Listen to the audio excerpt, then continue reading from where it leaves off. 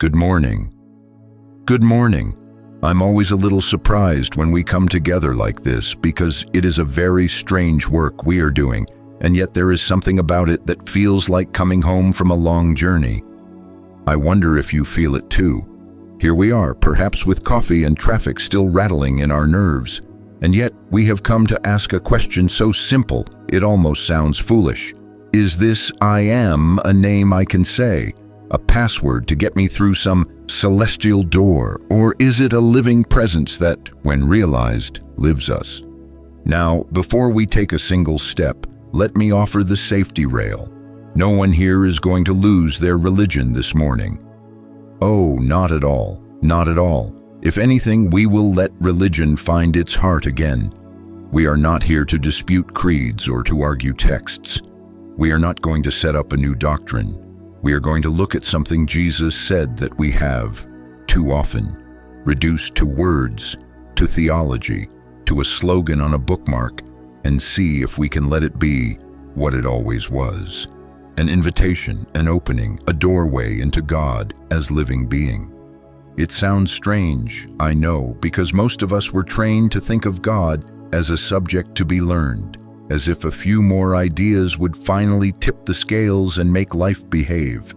And I am as fond of ideas as anyone, but thinking, however beautiful, has a ceiling. There's a point at which adding more words to God only clouds God. And so we ask with reverence and with a touch of humor, because you need a sense of humor for any spiritual work, have we turned I am into a password? You know the kind. If you just say it enough, the lock pops. If you just stick it on the refrigerator, the pantry fills. Is that it? Or is I am not a trick but a disclosure, like the sun rising, not because we coax it, but because that is what the sun is? If you read the Master's words fresh without the varnish of centuries, you can't help noticing that I am does not read as a lecture. It reads like identity. I am the bread. I am the light. I am the door, I am the way. Are these titles we should paste on our hymnals? Are these claims of a very confident person? Or do they point to something we can't house in a person at all, something that stands behind the personality, through the personality, and announces itself as the very life of us? I'm wondering, and I hope you are too, because the wonder keeps us from hardening into opinions. Let me reassure you again. Nothing said here will ask you to abandon your love for Jesus, nor your respect for Scripture, nor your allegiance to the goodness you have known in your tradition. Oh, not at all, not at all. What we are asking is simpler, and I dare say, more childlike. We are asking whether the words I am are information about God, to be filed and quoted, or whether they are the voice of God as being, speaking, and if that is so, whether we might, in humility, learn to hear that voice where it always speaks, within, in the quiet, above the sea of thought. You see, the sea of thought is very busy this morning. It's filled with the seen and the heard, and the headlines and the remembered and the scheduled. It has its place, otherwise you and I couldn't have found our chairs. But if you try to catch I am with thought, it will skitter away like a minnow from a net. The premise of our time together is this: we are not coming to think I am. We are coming to realize it, to feel its warmth, its hum, its click, to sit quietly long enough that something begins to stir that is not made of phrases, not made of will, not made of fear, and certainly not owned by a personal me. Now, I know what the mind wants to ask next. All right, is there a method? How many minutes? What posture? Yes, we will be very practical. But first, let us agree on the nature of the thing. If I am is a living presence, then our task is not to persuade it, not to instruct it, not to equip it with our ideas, as if God needed coaching. Our task is to consent, to make ourselves available to what already is. And that, I have found, requires no special gifts. Only sincerity and a little willingness to sit in the not knowing long enough for the knowing to declare itself. So the goal for these next few minutes and then for the whole of our time is modest and bold at once. Modest because we are only seeking one thing. Bold because that one thing changes everything. We are not here for an interpretation to carry away like a souvenir. We are here for an awareness to carry us. If, before we go, you can say, even quietly, yes, there was a moment there. I can't define it, but something clicked, something warm, alive, effortless. Then you will have more than 100 explanations. Is I am a name? Only if by name we mean nature. Is it a password? Only if by password we mean the opening of a door that was never locked. But is it presence? Yes, and yes again. A presence that does not come and go, though our awareness of it waxes and wanes. A presence that spoke through a man and yet was not owned by that man. A presence that will speak through you and not be owned by you. Let us then be very gentle with ourselves. Let us smile at the old habit of trying to get someplace with God, as if God were out there on the far shore, and let us agree to sit quietly enough that the sea of thought settles, and in that still water, I am, might be heard without words.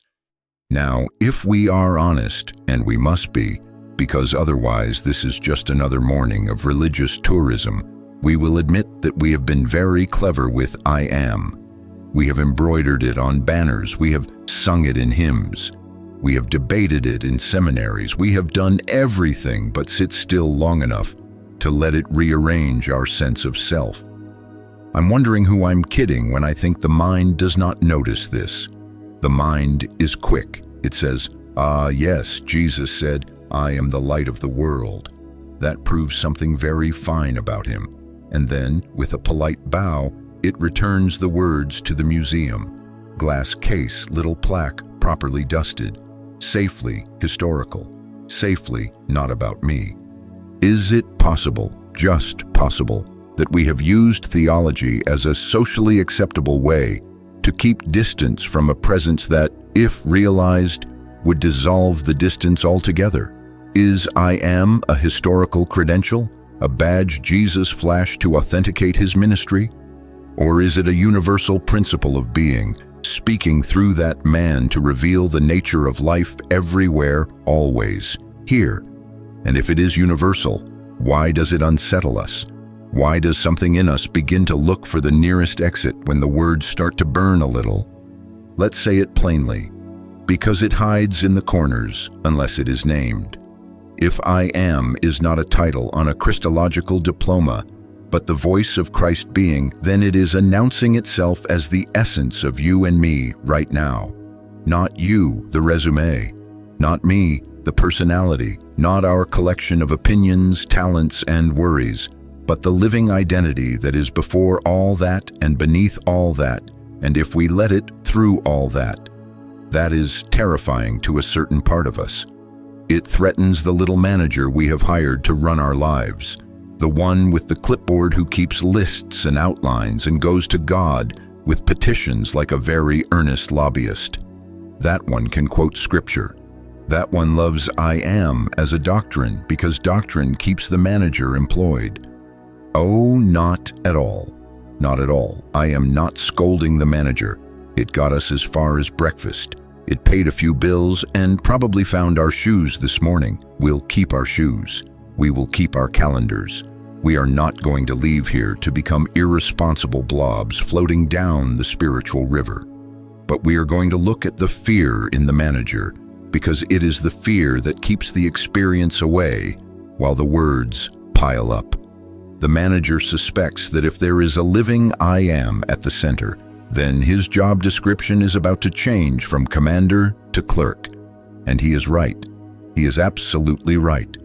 But what a relief when he finds that the real government is not hostile to him, only kinder, wiser, and infinitely more competent than his anxious efforts. Notice the practical mischief when I am is reduced to talk. Prayer, in that case, becomes begging the universe for effects. Give me the light, give me the bread, give me the way. Religion then becomes an enterprise for improving the human self.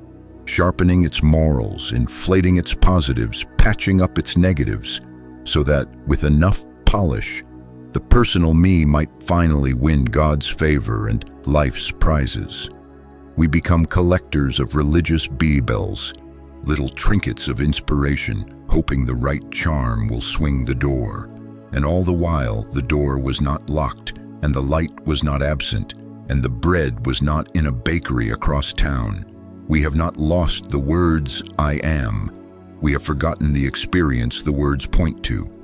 Do you see how devout and yet how wearying that can become? Count the syllables, count the petitions, count the plans.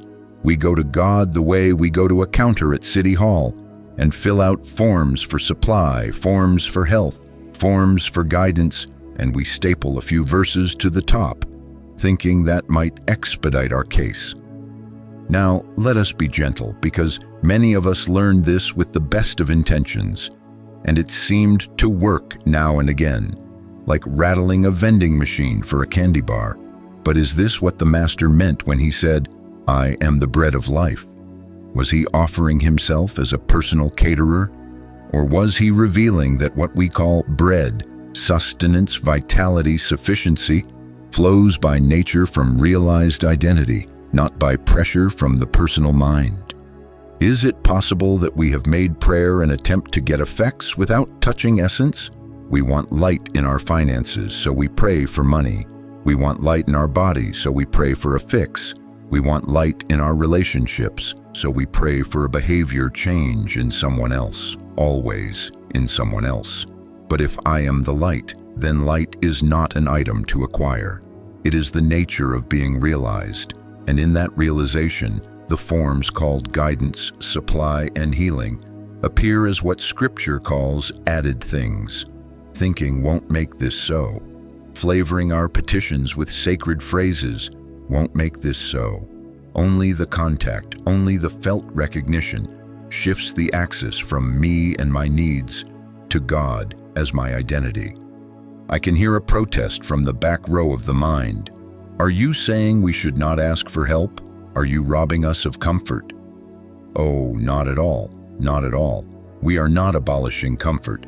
We are abolishing the loneliness that made comfort seem scarce.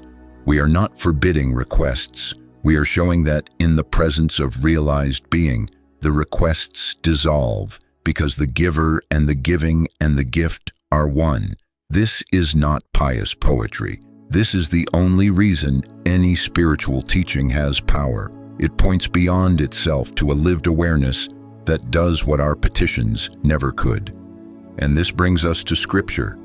In the infinite way, we treat the words as we might treat a good map. We do not frame the map and worship it. We use it to arrive.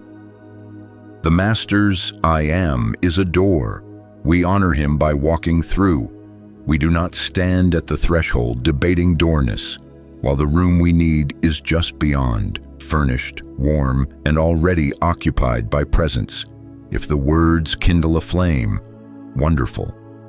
If they do not, we do not argue about tinder. We turn within until we feel the spark. The words were never the fire. The fire is the life to which they point. So when I say we have forgotten the experience, please do not hear accusation. Hear invitation. We are not being asked to memorize a new theology. We are being asked to yield to a living reality that has been whispering under our thoughts all along. The fear will say, if I stop managing, everything will collapse. But the truth, proven in quiet hearts across the centuries, is that when the manager pauses, the government appears. The presence that spoke, I am, begins to be felt as the very ground of us. And prayer, almost without our noticing, shifts from begging for effects to resting in essence.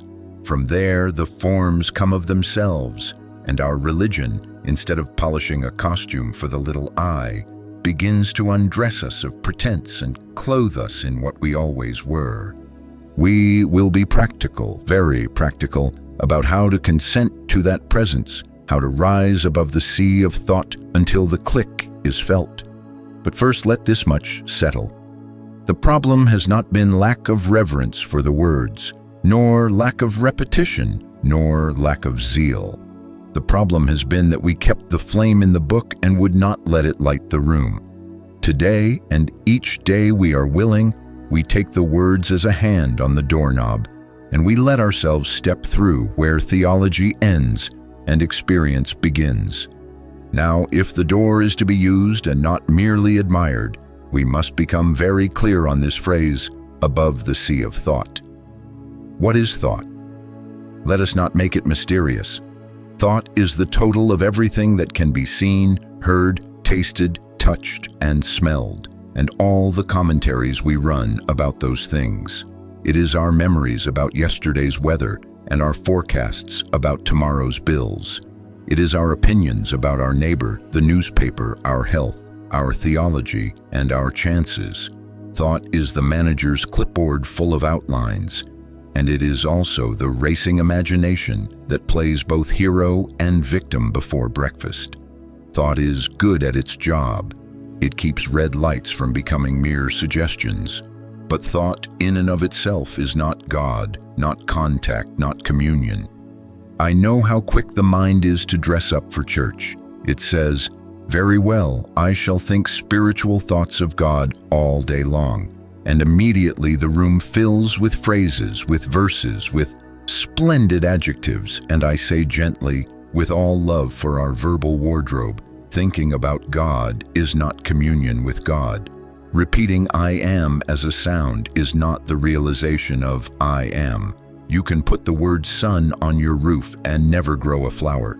You can repeat light 100 times and still need a lamp. The distinction must be made, and made with tenderness, because many of us have spent years polishing religious thinking. Thinking won't make this so. Contact alone is the change of state. Why then call it a sea? Because in that sea of thought the personal self reigns. That is the province of the little I, measuring, comparing, judging, fretting, outlining outcomes, bargaining with fate, and if we are especially sincere, attempting to bargain with God. If I do thus and such, perhaps you will do so and so. There, in the sea, time is the tyrant and fear is the policeman. We count and we recount. We outline the future and then outline a second future, in case the first one offends Providence. We add sacred language to our outlines and call it prayer. But the sea is still the sea. The waves are still waves, and we remain seasick. To rise above the sea of thought does not mean to despise thought, nor to abandon common sense, nor to become one of those curious souls who forget their children at the grocery because they have discovered the absolute in aisle 3.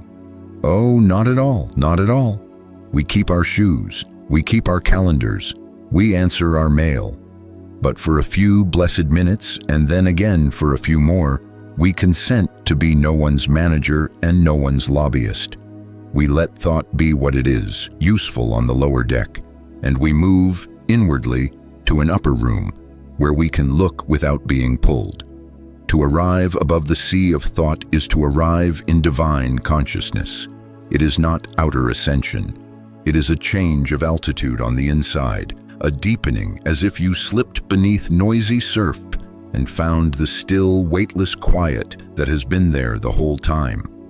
And how do we know we have risen? What is the marker? It will not be fireworks, and it will rarely be a parade of ecstasies. God help us if we must depend on emotions. They are too weather-bound. The sign is simpler, quieter, surer. It is a click, sometimes no louder than the softest inner yes, an actual awareness, an actual feeling of God's presence. No trumpet announces it, but you will know because the appetite to ask for effects loosens. The sense of being a private self doing something to get somewhere recedes, and in its place there is a hush that is not sleep and an alertness that is not strain. There is a quality of enoughness without arithmetic. There is a weight of isness without argument. You can be sitting in a chair with the city roaring or with the neighbor's dog lecturing the sparrows, and still there is the click, and with it a rightness that says, "I am is here." not sentiment, not mood, presence. Now, we are practical people. This is not a parlor trick, and it is not reserved for saints with better posture. Let us make a simple beginning. Do it now or keep the sketch in your pocket for later, but here is the shape of it. Pause. That is the first move. Pause as you are. The pause is the refusal to be dragged another inch by the waves. Let the eyes rest, open or closed, as you like. Let the hands unclench their invisible handles, and without trying to improve a single thing, let your attention draw back from the seen and the heard and the tasted and the touched and the smelled. Just a few degrees as you might draw your hand back from a hot kettle without dramatics. No violence, just a gentle retreat from surfaces. Now notice the mind wanting to say lovely things. Notice it wished to offer God a bouquet of adjectives. For this moment, set the bouquet on the table. Nobody will steal it. For this moment, no verses, not even the beautiful ones. If a phrase must be allowed, let it be a very small one, here, or simply be. But better still, let there be no construction at all. Attend to the fact prior to naming that you are. Before calling it life, before calling it mind, before calling it spirit, just this. Being. Feel it in the chest if you must locate it. Feel it as a warmth or a quiet hum, but do not insist on finding it. Consent to it and wait. In this waiting, do not measure. Do not say, has it been 3 minutes? Is it working? Is this the click? You see, the measuring belongs to the sea, and we are practicing a different atmosphere. Simply abide. We are not accomplishing, we are consenting. We are not instructing God, we are letting God be what God is. And somewhere in the abiding, you may notice a softness where a minute ago there was strain, a widening where there was grasping, a steadying where there was outline and counter-outline. Do not pounce on it. Smile inwardly and let it be. If nothing seems to happen, it is all right. Truly it is. The waiting is already a loosening of the life we have been trying to drive like a nervous chauffeur. Above the sea of thought is not a location we create by exertion. It is the ever-present level we reveal by ceasing to churn the water. The presence is faithful. It has no moods. It was there before we became religious, and it will abide after we tire of our techniques. Our part is willingness. Our part is to come back often, morning and night if we can, and for the few seconds between errands.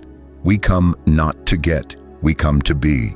Seek me only, seek me only. The effects, light in the mind, bread on the table. The way opening where no road was visible. These are the added things. That presence of God is the insurance policy.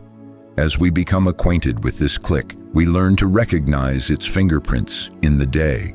We find we are less jumpy when the phone rings. We notice that the sentence, "What will become of me?" does not arrive with such authority. We discover that in some small matter, we would have outlined a dozen ways to Sunday. The right way simply presents itself, almost innocently, and we say thank you under our breath to no one in particular, and to the one in particular, and we begin to discover the real meaning of rising above the sea. Not an achievement we can brag about, not a badge on a lapel, but the normal air of a life lived from center. Remember, thinking about God is wholesome as far as it goes, but it does not go where only awareness can go. Repeating I am has its place as a reminder, but the reality to which it points is heard without words. We come to this upper room again and again, not for a sensation, but for a simplicity. The simplicity of God being God where we are. And from that simplicity, we return to thought and to traffic and to chores as masters rather than as victims, using thought as a tool rather than bowing to it as a ruler. In time, the pause becomes a way of walking, and the sea obeys a subtler tide. We are above it without leaving it, in it without being of it, and every so often, for no reason we can number, the click greets us like an old friend, and we remember, I am is the life here, and nothing necessary is withheld. Now let us turn and look straight at those sayings that have either frightened us into worshiping from afar or tempted us to make slogans. I am the bread of life. I am the light of the world. I am the door. I am the way. What are these? Are they the boasts of a remarkable personality? Are they metaphors to admire from a safe distance? Oh, not at all, not at all. In the infinite way, these are not claims of a human self. They are disclosures of Christ consciousness. They are what being sounds like when being is realized. They are what happens in awareness when God is no longer a subject of thought, when the click has occurred and the presence is no longer theoretical but felt. I know what the manager with the clipboard wants to do at this point. He wants to file those phrases under exceptional cases, stamp them not for ordinary use, and get back to his outlines.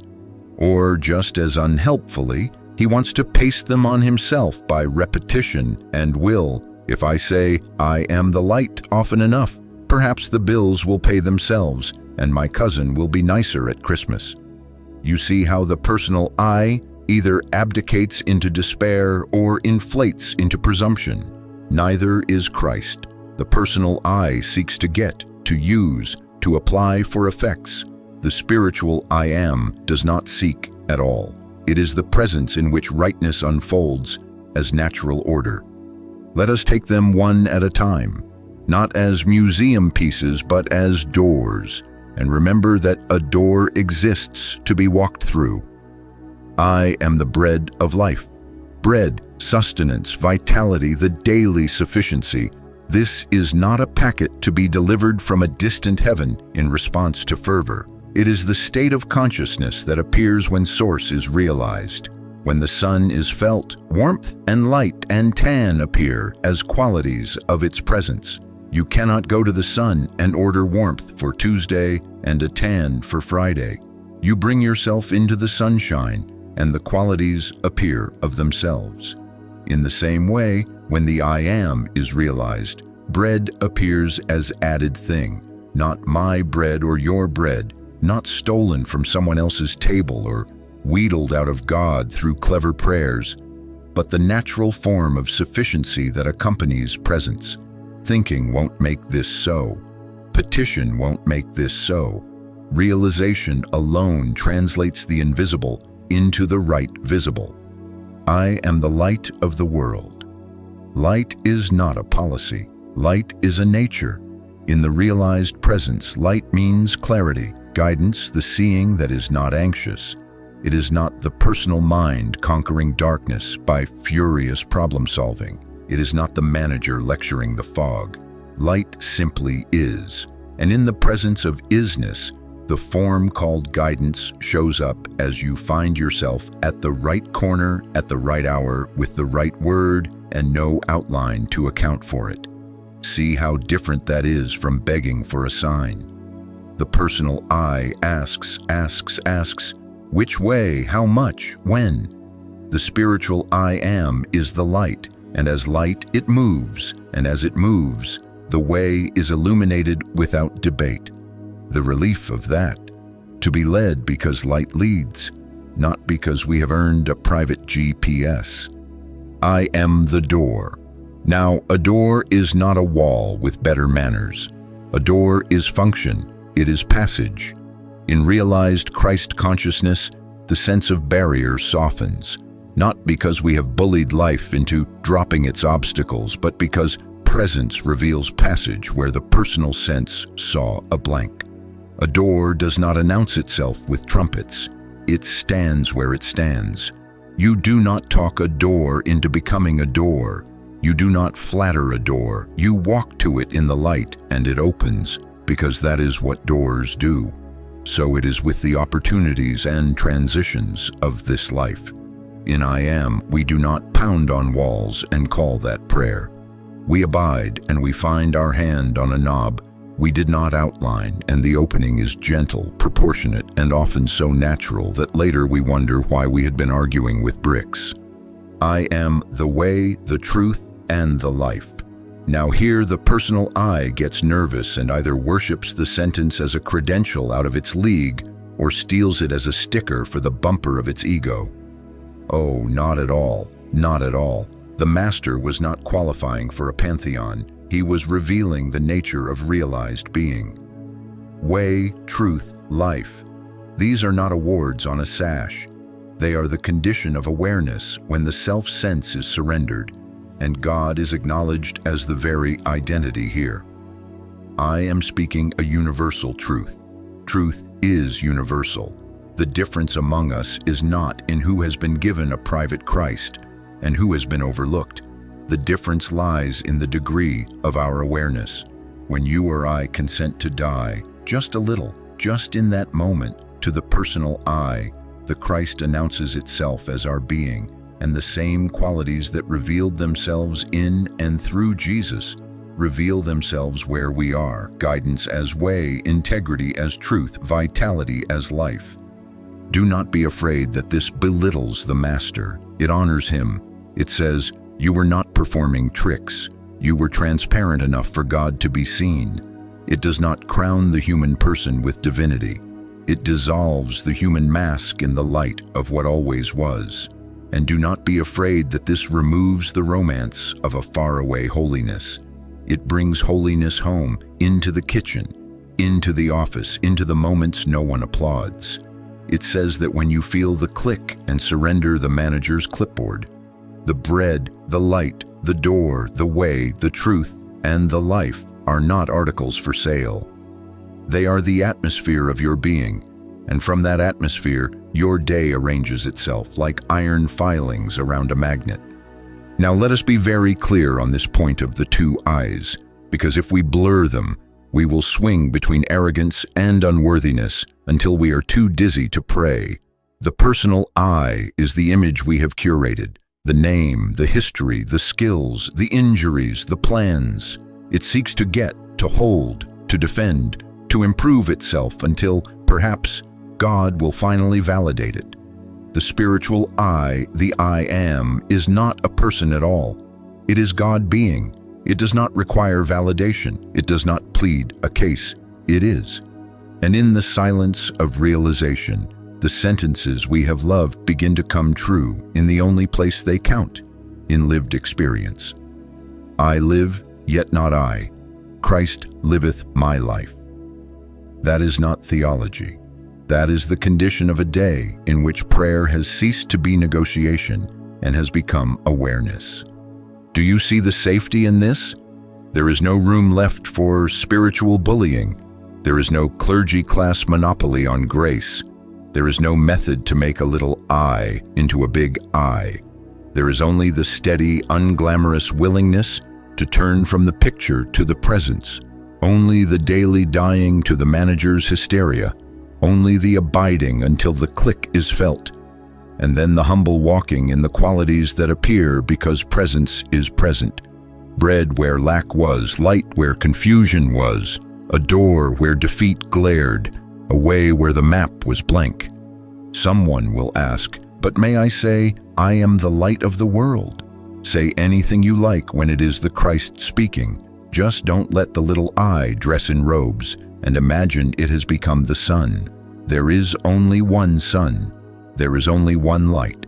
There is only one life. And we are not two in being. We are only two at most in function. The invisible essence and its visible form. The form does not boast.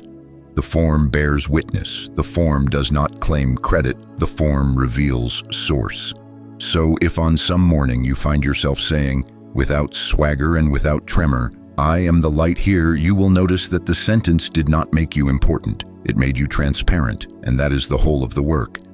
Let us then take the Master's words not as badges to pin on a personality, and not as metaphors to admire on Sunday, but as doors to walk through, doors into the simple, unarguable, felt truth of God as our life. If we will do that, the theology will take care of itself, and the outcomes will line up without our plotting.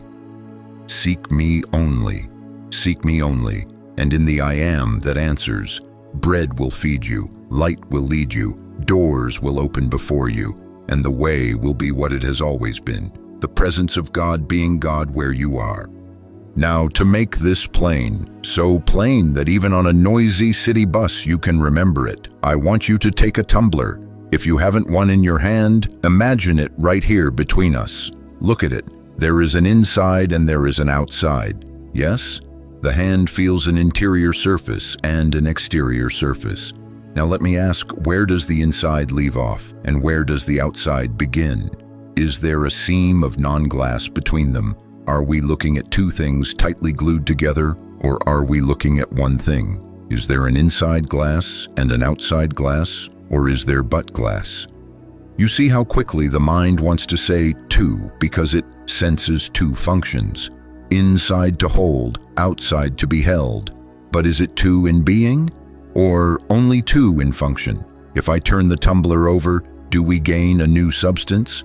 If I pour water into it, does the inside become more glass while the outside becomes less? No, no. The whole of it remains one. There are not two substances competing. There is one single substance revealing itself as two uses, two viewpoints, two surfaces without division. There is but glass. Now take this very ordinary thing and let it instruct the most extraordinary thing. Where does God leave off and where do you begin? Is there a seam of non-God between the divine and your life? Is there a personal pocket, a little moat around your name, where God cannot cross and you must be something else? Or is there one being, one life, one substance? The secret of life is oneness. God is our invisible selfhood, and we are the visible form. We are only two in function. We are not two in being. Let this sink beyond the words for a moment. If God is the invisible essence, the life, mind, law, and love that is, then what you call me is the form-bearing witness to that essence. Inside, outside, spirit as essence, you as expression, not a second self, not an independent power, not a junior partner nervously hoping headquarters approves the plan. The separate me is the illusion. In truth, there is one selfhood expressing as individual experience. It is not a merger negotiated. It is an isness recognized. At this point, the manager on the clipboard gets agitated. He says, "Careful! If I accept this, won't I lose my personality? Won't I become some featureless cloud? And if there's only one, who pays the rent? Who changes the tire? Do we just float?" Oh, not at all. Not at all. Oneness does not erase your accent or your humor or your craft. Oneness erases the belief in a separate power, a separate self trying to live apart from source. The tumbler does not stop being useful, does not refuse to hold flowers because it has discovered it is glass. It becomes more truly itself. So do you. You will still wash dishes, answer letters, put out the trash before the garbage men arrive. And let me assure you, they show up reliably on the very morning you forgot. You will still keep appointments and prefer your toast the way you like it. But the curse of separation, the strain of living as a private power supply, falls away. What else falls away? The worship of two powers. In separation, we live in a world of competing forces. God and not God, love and fear, health and disease, supply and lack, as if they were rival kings trading territories over your body and your checkbook. In oneness, there is but glass, but God. Not a God who must fight a second power, a God before whom the appearance of a second dissolves. Oh, it doesn't mean we turn careless and step into traffic to prove a point. We don't tempt laws, we fulfill them. We buckle seatbelts and stop at red lights and enjoy our labor-saving devices without making idols of them. Thought keeps its lower deck job, but we no longer bow to pictures as powers. We no longer invest the waves with a will. In practice, it sounds like this. There is no power apart from God. Where God is, I am. There is no me or you separate and apart from God. Now do you see how this tumbler lesson brings us back to the I am without arrogance? If there is one life, then I am is not a boast at all. It is the simple truth of existence recognized. It says, being is here, God being God as this place. The form does not preen, the form bears witness. So when the words, I am the bread, I am the light, I am the door, arise in your awareness, if they arise from that realized oneness, they are not a personality campaign. They are the unembarrassed nature of God, announcing itself as sufficiency, guidance, and passage right here.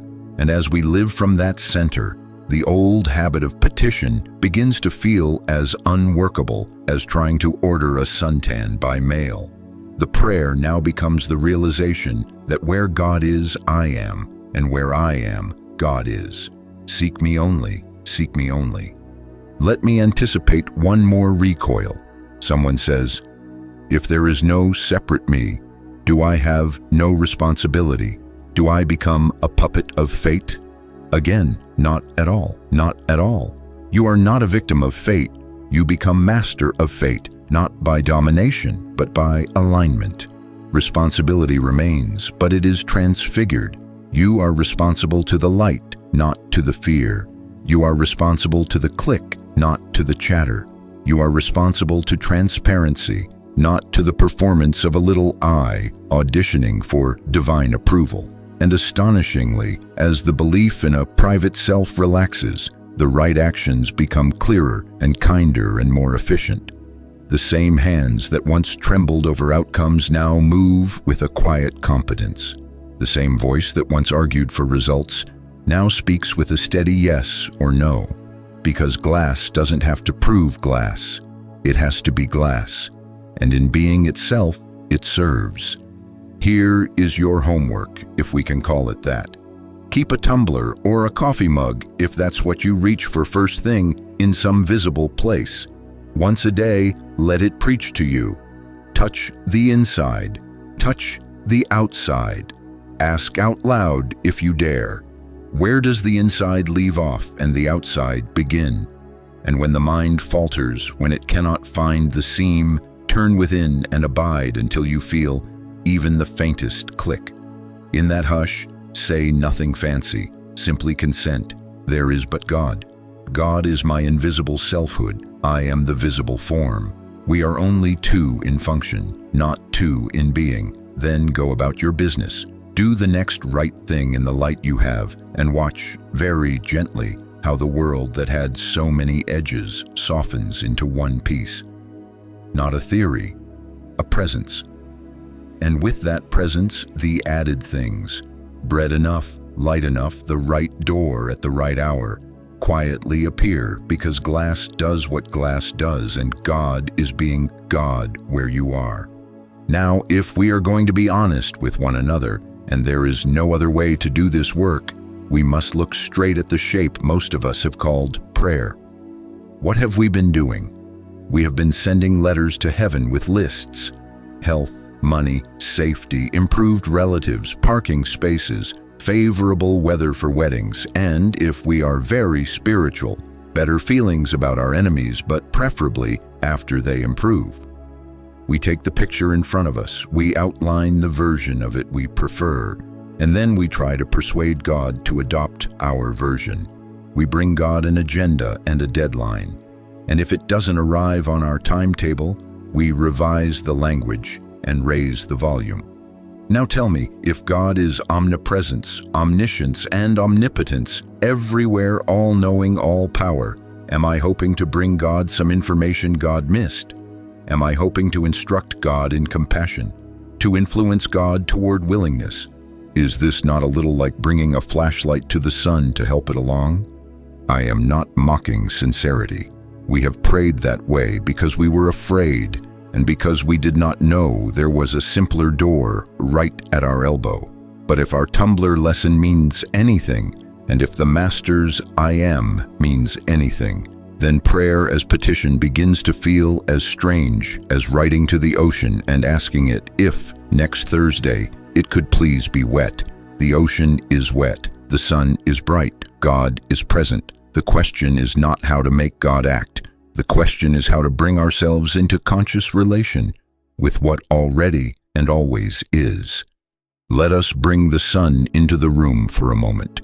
You cannot ask the sun to shine on you as a special favor. You cannot file a request for extra warmth while staying in the basement with the blinds shut. You do not compose persuasive letters to the sun. You go out, you come into the light, and when you do, warmth and tan and vitamin and brightness appear as qualities of that presence. You do not get them by negotiation, you receive them by exposure. So it is with God. Life, light, supply, peace. These are not packets delivered by divine courier in proportion to our begging. They are the natural forms assumed by presence realized. When we rise above the sea of thought and feel that click of God's being here, bread is added, light is added, doors are added, way is added. The effects follow the cause the way daylight follows dawn. Now, at this point, someone says, "But must I stop praying?" Oh, not at all, not at all. We must begin praying. We must reverse prayer. We must give up the project of improving the picture and enter the practice of realizing presence. We do not ask God to fix the scene. We bring the scene and our fear of it into the light of I am until the scene is seen correctly. Seek me only. Seek me only. Do not let that be a slogan, please. Let it be an immediate physical reorientation of attention away from the effects, bills, symptoms, quarrels, headlines, and toward the cause, which is God present as the life, mind, and law of this very place. Then what do I say when I pray? As little as possible. Words are dressing. Presence is food. If a sentence helps you step out of the basement, let it be simple. Here, I am, Father, be still, or the great confession that ends argument, where God is, I am. But remember, the point is not to charm God with poetry. The point is to abide in the actual felt nearness until the hunger to get has softened and the atmosphere of enoughness is in the room. That is the click. That is prayer. Let us make this very practical, because otherwise you will be tempted to admire the teaching and go on with your lists. The next time a need shouts at you, bread, work, decision, health, catch the impulse to outline. Catch the manager reaching for the clipboard. Stop. Sit down if you can. Stand still if you cannot. Let the shoulders drop an inch. Let the breath come and go without coaching. Set the picture gently to one side like a plate you will come back to wash. Say inside if you must say, seek me only. Then turn. Feel the inner turning as you would turn your face toward a window and wait. No bargaining, no if-then, no ultimatums to life. Wait for the sense, however slight, of here-ness, of presence. If thoughts parade, let them. If feelings wobble, let them. You are not trying to be spiritual. You are consenting to be transparent. Stay until you feel even a thread of peace, a whisper of rightness without argument. That thread is the door in the wall. That whisper is the bread in the oven.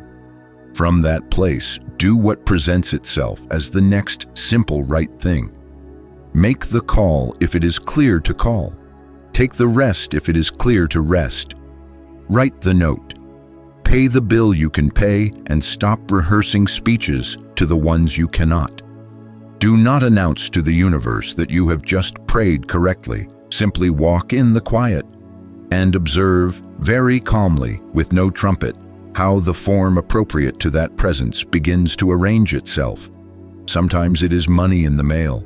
Sometimes it is the unraveling of a tangle for which you had prepared 12 arguments.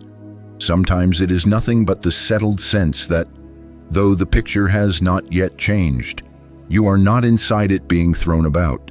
You are above the sea, and the sea is obeying a new tide. Isn't that irresponsible? Oh, not at all, not at all. We do not abdicate our humanity, we transfigure it. We still use doctors and lawyers and calendars when they are the instruments at hand. We still stop at red lights and keep promises and answer to our name. But we do not pray to matter about matter. We do not pray to change conditions from the level of conditions. We do not ask God to bless our blueprint. You can't anymore pray to ask God to bless your plans, because in this seeing there is no separate you to run a plan. There is God being the wisdom, the love, the order, the activity, and you as form consenting to bear witness. That is prayer. Now hear this clearly, because it will save you months of discouragement. The first fruits of true prayer are not always toys. The first fruits are peace and a sense of presence. If you come out of the stillness and find your appetite to ask has lightened, if you notice you are no longer auditioning for God's approval, if you feel that gentle click of enough without counting, that is answered prayer. From there, the toys, what Scripture calls added things, appear in right way, right time, right proportion. Bread enough, light enough, the correct door, the honest way. And often, after the form has appeared, you will laugh very softly at yourself, because you will see how, a day earlier, you were trying to get the sun to shine by writing it a letter. Make this your habit and make it modest. Morning and night if you can. In the queue, between emails, while the kettle hums. Each time the impulse to petition rises, use it as your bell of mindfulness. Ah, I was about to ask for a sunbeam in the cellar. Seek me only. Turn, abide, wait for the click, and then let God be God where you are. This is prayer reversed. This is prayer redefined. True prayer is not petition for effects. It is realization of presence. And in that realization, the I am speaks itself as your very life. I am the bread. And because it is the bread, bread appears, not by magic and not by theft, but by the simple nature of what God is. Do you see how safe this is? There is no hocus pocus left, no formulas to guard, no secrets to sell, no competition for divine favor. There is only the presence, universally available, endlessly faithful, and your willingness to turn from the picture to the light until the light is felt. Seek me only. Seek me only, and when you rise from that quiet, you will not be empty-handed. The hands may still be empty for a moment, but the heart will be full, and hand follows heart the way day follows dawn. Now I want to hand you a small playful tool that does serious work, the way a child's pail can build a castle at the shore. The word is be-wool. Yes, B-B-L-E. It has a funny sound, and you can roll it around in your mouth like a lozenge when you feel yourself getting very important about something. A BE-BEL is anything to which we attach undue importance. Money, health outcomes, reputation, the approval of a particular person on a particular day, a job title, a specific seat on a specific plane, the efficiency of our morning routine. And because the human mind is so very talented, it can make a BE-BEL out of holy things too. Meditation, doctrine, correct interpretations of Scripture, even the click itself. Give the manager a clipboard and he will put a gold star next to his BE-BEL and call it virtue. Let us be plain. The goods of life are good. Food is good. Work is good. Homes, friends, skill, art, rest, laughter, these are good. Oh, not at all are we asked to despise them. Not at all are we asked to throw away our wallets, refuse antibiotics, or become experts at losing keys to prove our detachment. The issue is not the thing. The issue is the string. A BE-BEL is a good to which we tie our peace, a form upon which we hang our identity. The string is what strangles. It pulls our attention off presence and loops it around the picture, and then we wonder why the picture is choking us. Now here is the paradox that will save you years. The way to have rightful use of life's goods is to give up the grasping desire for them. The moment my identity is rooted in having money, having the deal, having the diagnosis I prefer, my I am turns fear-based. It stands guard at a little pile and calls that life. Then prayer becomes bargaining and the world becomes crowded with rival powers that can steal my pile. But when identity is rooted in being, when I am means God being God here, the goods return to their rightful place, secondary, orderly, added. We pass through them like air through a window. They serve, they adorn. They do not employ us as their worriers in chief. I can feel the manager tightening his tie. But if I stop caring, won't everything fall apart? Won't the rent go unpaid, the child unhelped, the body neglected? Oh, not at all, not at all. Caring is not clinging. Caring is love functioning. Clinging is fear acting. What we are giving up is the string, not the service. We are interrupting obsession, not abandoning competence. To be free of BE-BELS is not to become passive. It is to become master of fate, not by outmuscling the world, but by aligning with the presence that arranges the world. In that alignment, we are quicker, kinder, steadier, and, this will surprise you, more effective because we are not trying to pilot a ship with trembling hands.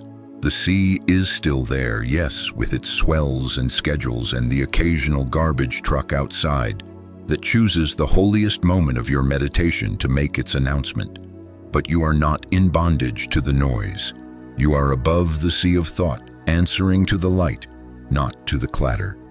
Let me offer you the BE-BELS test, a little bell you can carry in your pocket. How do you know a thing has become a BE-BELS?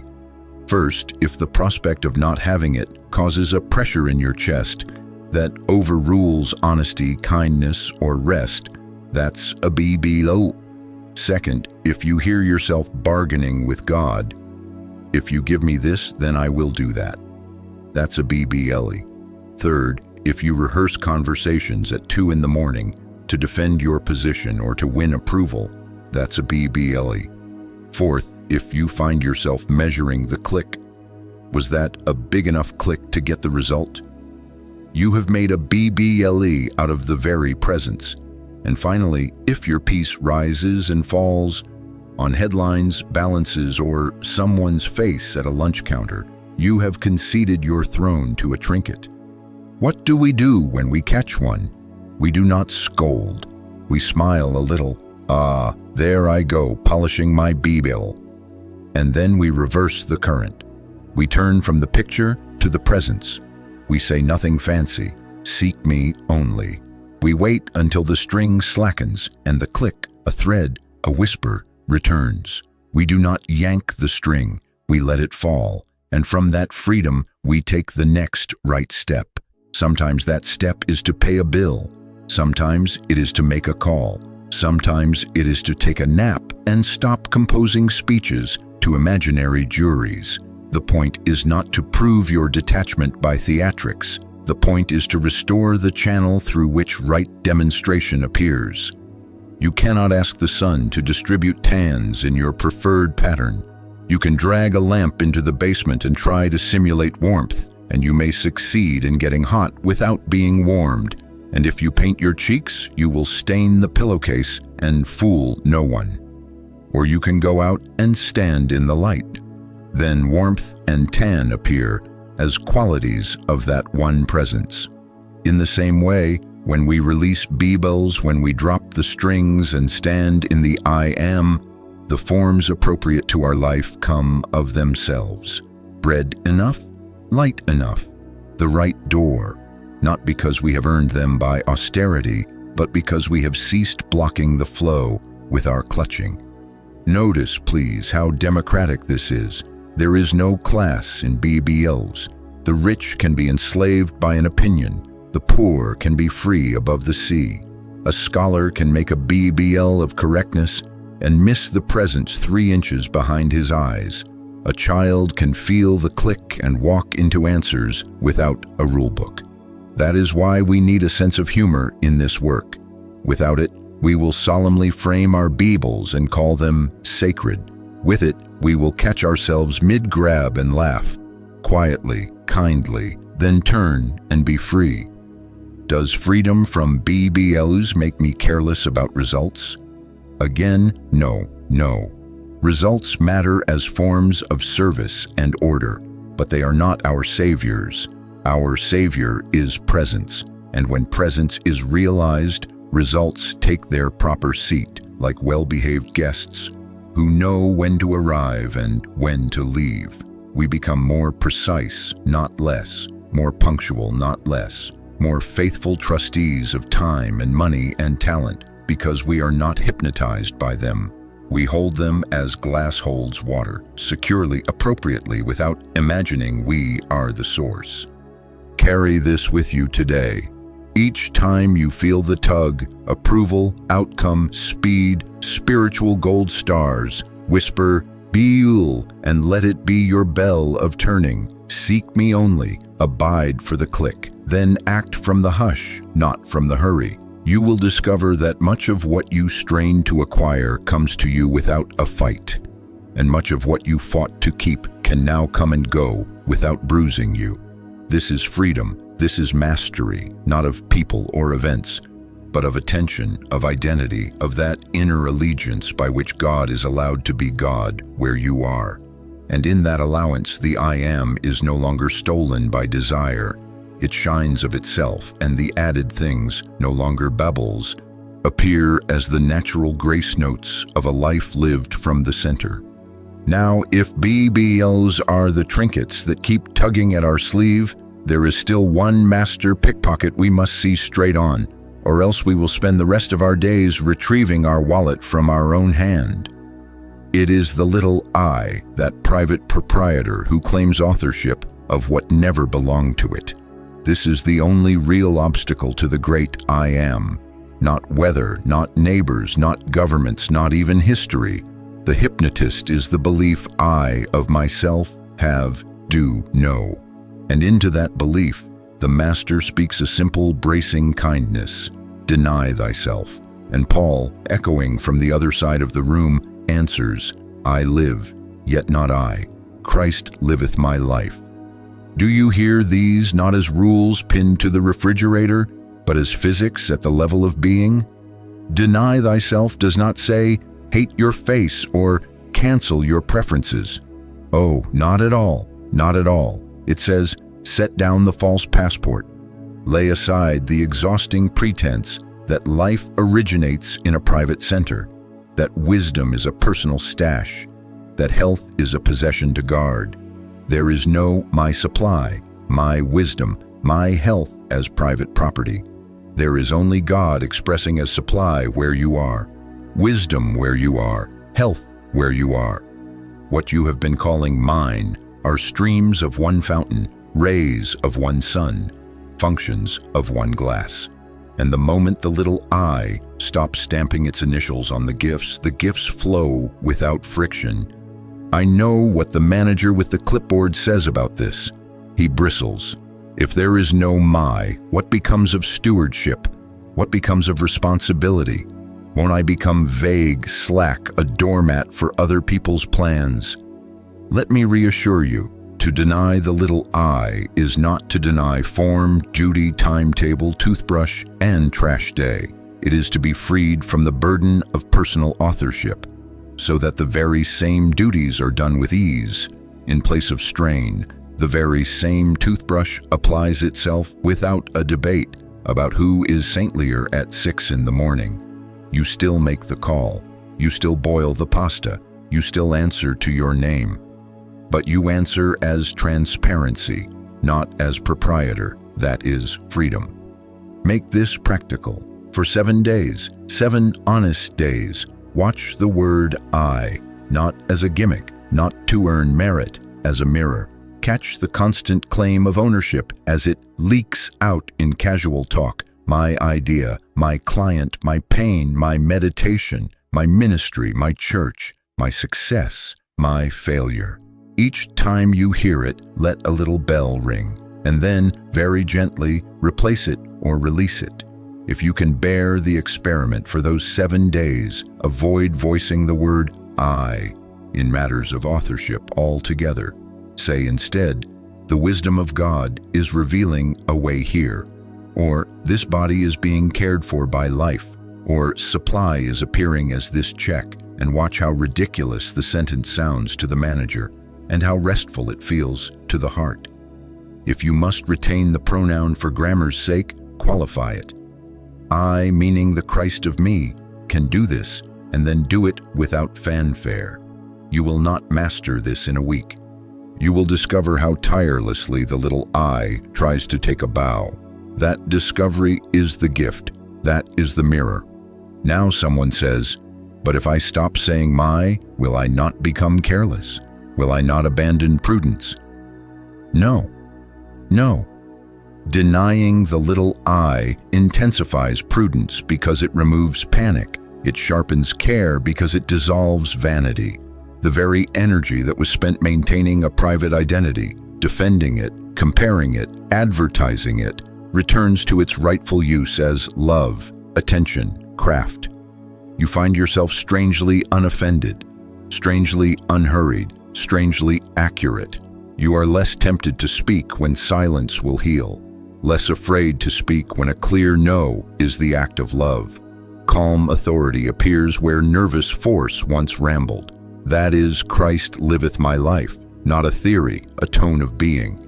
Let me speak to the fear that this is self-erasure. It is not. It is self-revelation. The personal I is the mask. The Christ I is the face.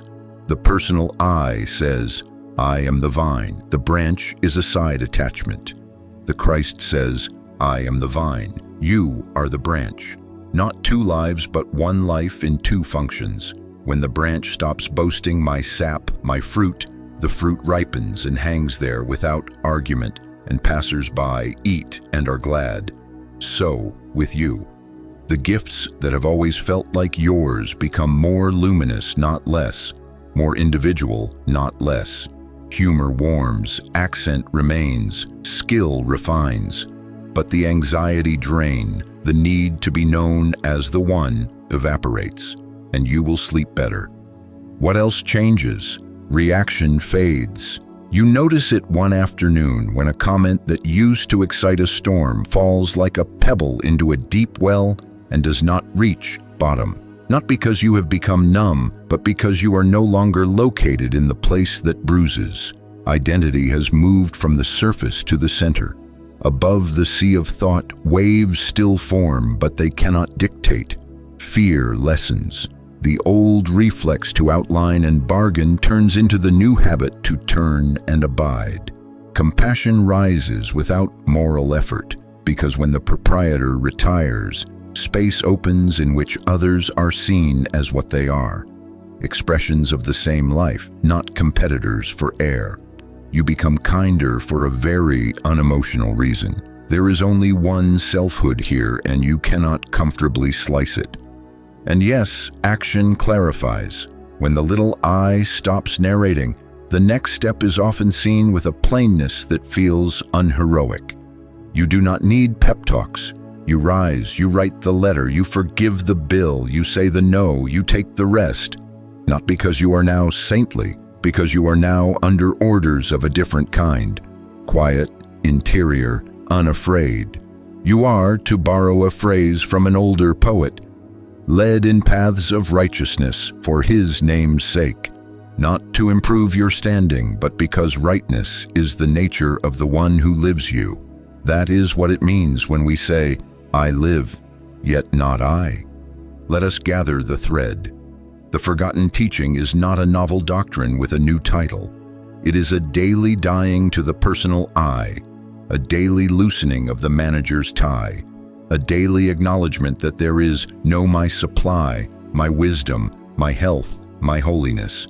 There is God as supply here, God as wisdom here, God as life here, God as holiness here, and the form called you is the witness. To die daily sounds dramatic. In practice, it looks like 100 small surrenders of credit and blame, of fear and pride, of rehearsed speeches and imagined verdicts. It looks like pausing before you say I and glancing upward, inward, to see who is about to speak. Try the 7 days. Let the word I ring a bell in you every time it reaches for the steering wheel. Smile when the manager insists on presenting his business card. Then turn, you know how, we have practiced it, and wait for the click. In that click, the little pronouns fall silent, and the great name speaks itself. I am. And when I am is the speaker, life begins to arrange itself in quiet harmonies. Fewer quarrels inside, fewer emergencies outside, more right action with less effort. Not because you have shrunk, but because you have stopped pretending to be the source. Deny thyself. It is the gentlest relief in the world. I live, yet not I. And as that truth is lived, not believed, compassion, calm authority, and a new steadiness take up residence, and the added things, always the added things, arrive at the right door, at the right hour, in the right amount, without your signature at the bottom of the universe. Now comes the sweetness of it, and also the great practicality.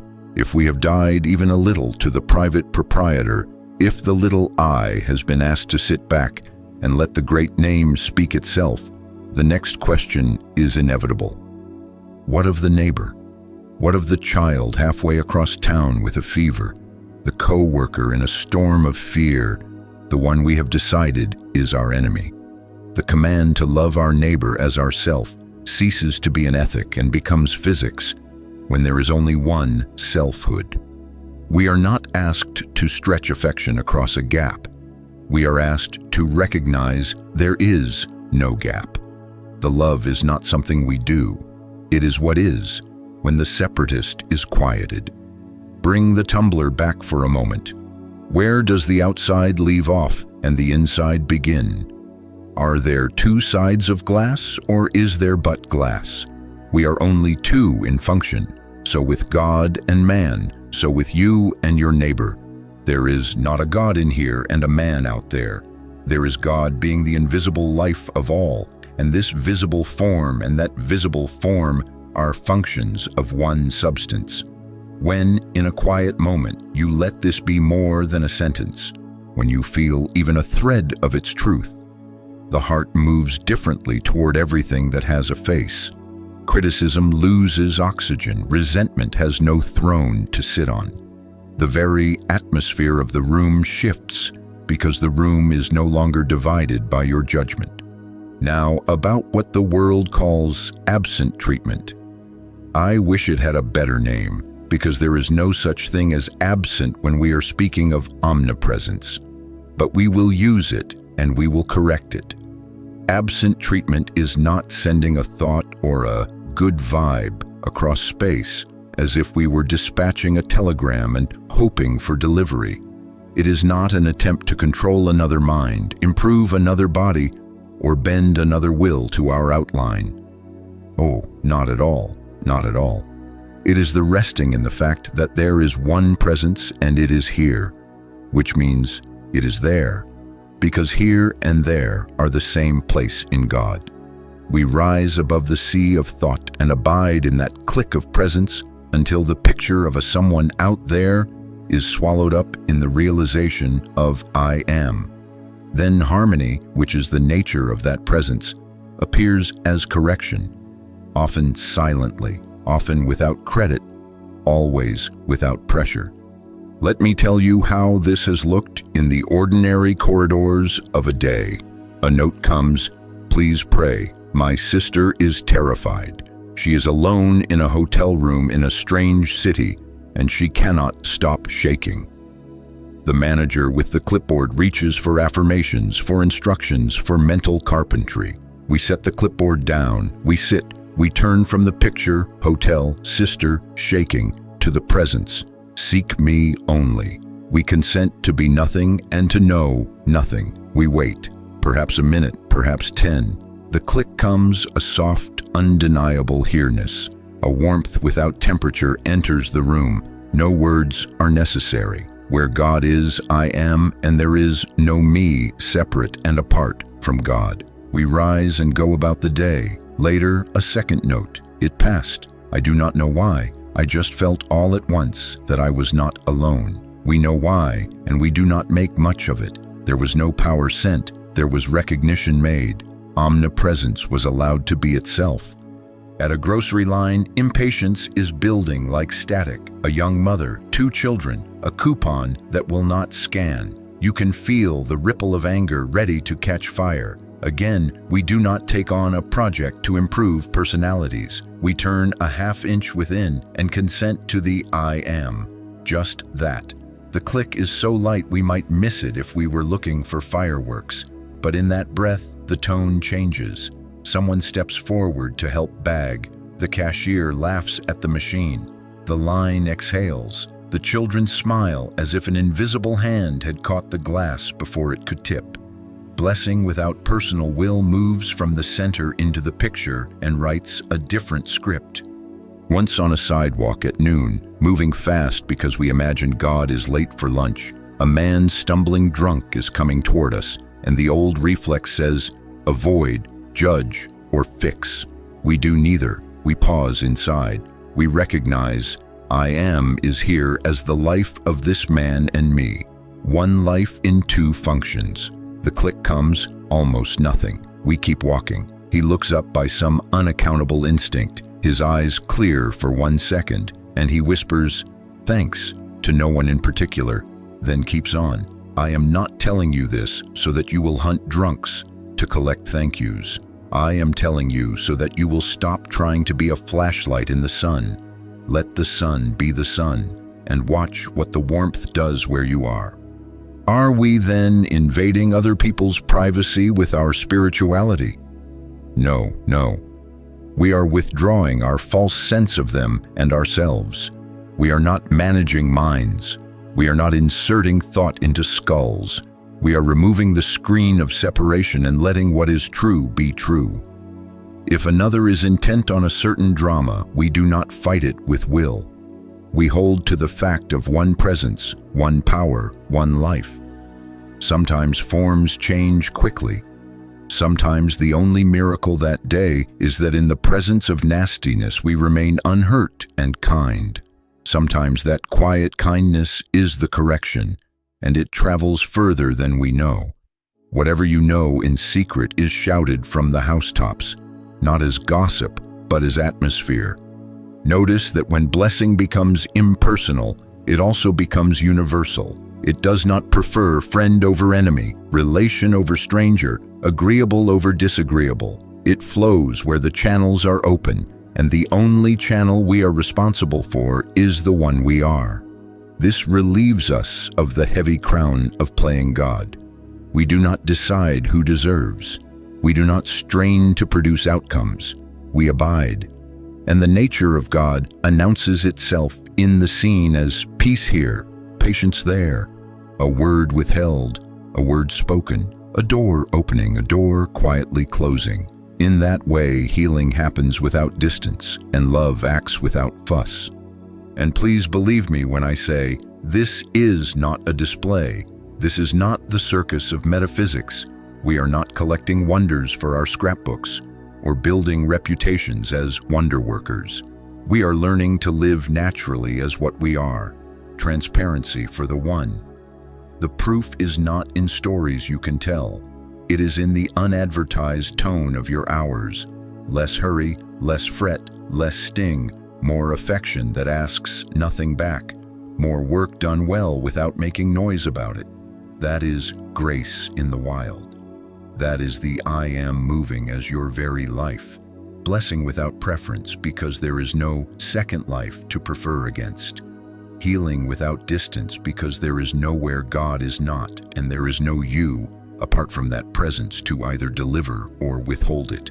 Seek me only, abide for the click, and then let the day be the sermon, the street the sanctuary, and every face a chance to recognize the one self looking back. Now we must make this scandalously simple, because otherwise the manager will build a 7-course curriculum and award himself a certificate. All of it reduces to one faithful act. Never begin a day, never end a day, without turning within until the click is felt. That is the whole of it in working clothes. Not a theory, not a mood. An actual awareness, an actual feeling of God's presence here. That presence of God is the insurance policy. That presence of God is the secret of demonstration.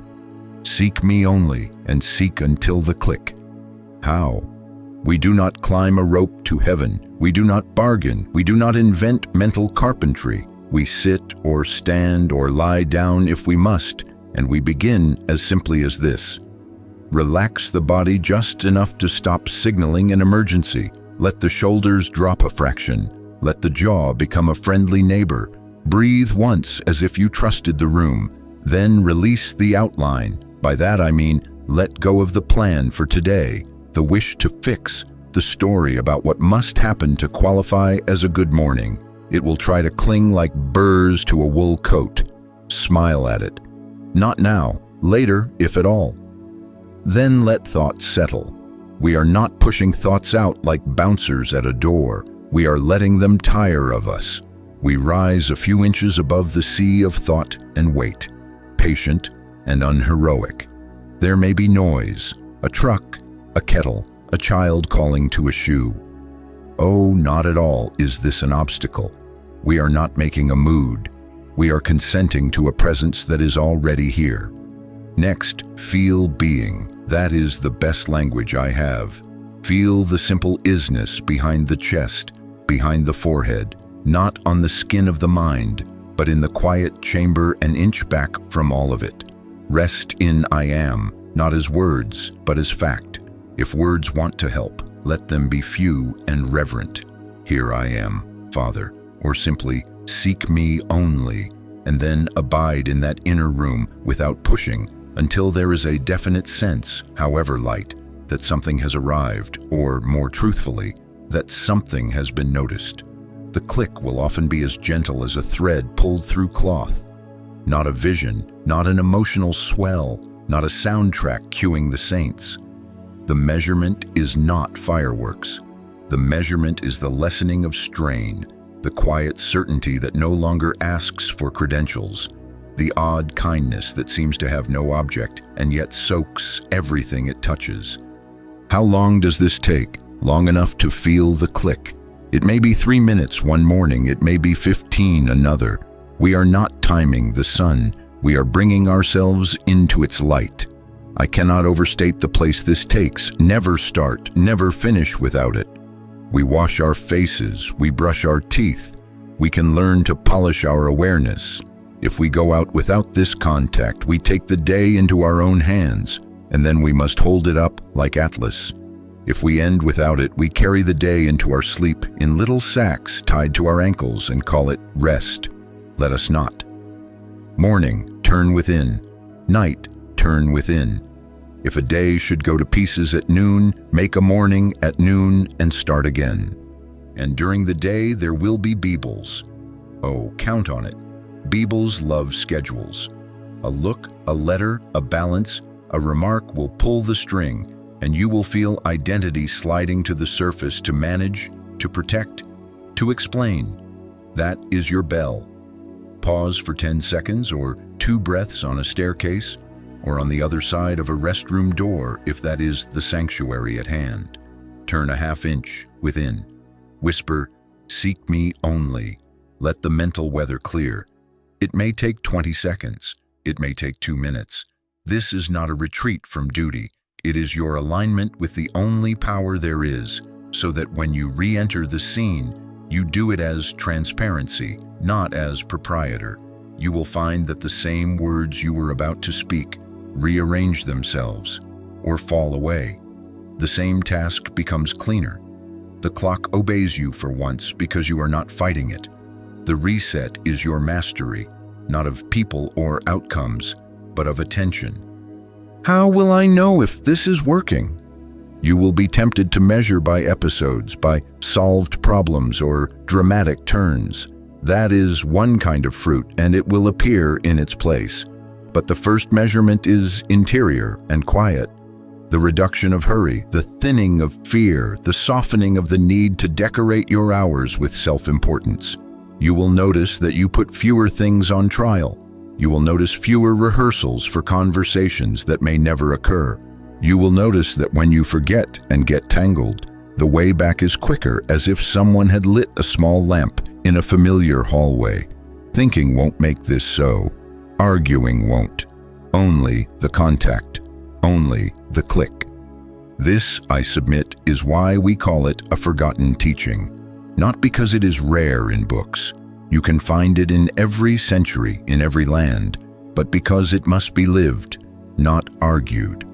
The mind loves to wander fields, to debate vines and branches, to polish BE-BELS of doctrine and place them under lights. The heart of it is stubbornly simple. Morning and night, turn within until presence is consciously felt. Then walk out into your appointed rounds and let the I am be the worker, the listener, the speaker, the hand on the latch. When the string is tugged, turn again. When the day is done, lay it down in that same presence and sleep in the light you did not kindle. You need a sense of humor for this, or you will make a BE-BEL of the very practice. On some mornings, the cat will choose your lap as if ordained. On some nights, the neighbor will mow during the Psalms. No matter. We are not cultivating perfection of circumstance. We are consenting to perfection as presence. Do this faithfully, quietly, without report. Over days and weeks, you will find that life has been rekeyed to another pitch, and harmony, that unforced kind we have been speaking of, appears as added things, added, not pursued, given, not grabbed. And so morning and night, we practice the one thing that cannot be substituted. Turn within and abide until the click is felt. In a moment, we will do just that together. For now, take the instruction with you as the single string on which the whole instrument is tuned. Seek me only and abide until I am announces itself where you are.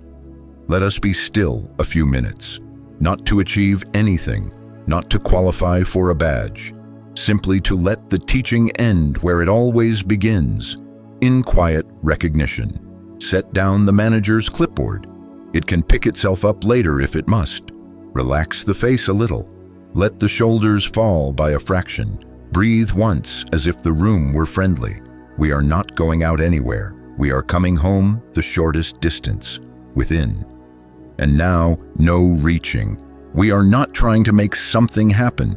We are not even trying to find God. Oh, not at all, not at all. We are consenting to what already is. Thoughts may parade by about dishes, about the neighbor's mower, about what you will say to someone who will not hear you anyway. Let them go by as if they were business cards slipped under a door you need not open. We are rising a few inches above the sea of thought, letting the waves do what waves do while we rest in the stillness just above them. Here, silently, let the name be felt, not as a syllable you repeat, but as a fact you notice. I am. The life that is living you is present now. You are not making I am true. You are ceasing to deny what is true. If you wish a sentence to help you, let it be brief and tender. Here I am, Father, or seek me only. Then drop even the sentence and lean into the quiet that answers it. There will be, in a moment or two, a slight shift, a click hardly more than a thread drawn through cloth, by which you know that striving has gone out of the room and presence has filled it. Do not decorate it, do not narrate it, rest. If there is tightness, let it loosen by noticing that no private person is doing this. There is no proprietor at the controls. There is a presence being itself, and that is your being. There is no separate chamber where you must earn entrance. The door is open because there never was a door. The stillness is not a lull between problems. It is the truth of what you are. Be very simple now. Feel the isness behind the breath, behind the chest, behind every idea of yourself. Feel the life that is not yours to keep and cannot be taken. That is God. We do not tell it what to be. We do not promise longer sessions if it will fix 3 items by morning. We do not sign a bargain in the air. We simply abide until the certainty is present enough that the heart stops asking for credentials. In this awareness, rightness appears of itself in the human scene.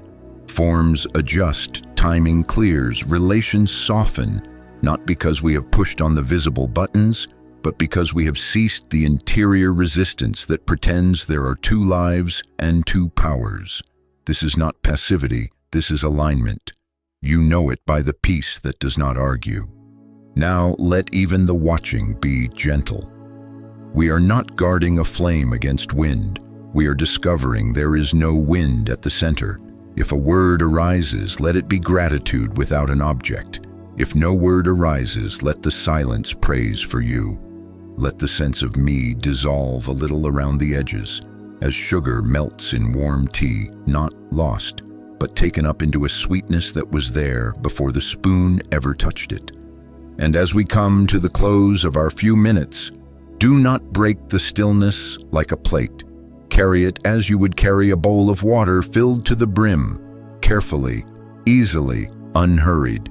The practice does not end when the chair creaks and the street sounds return. The practice is this remembrance walking, where God is, I am, and there is no me, separate and apart from God. Not a slogan, an identity awakening. So, quietly, let the day that follows be written by this presence. You will find that less will be required of you and more will be accomplished through you. You will see that rightness appears without coercion.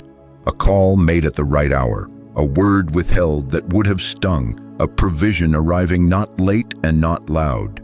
Do not make much of it, make much of God. Return to this stillness morning and night, and whenever the string is tugged, and let the one truth keep announcing itself where you are, I am.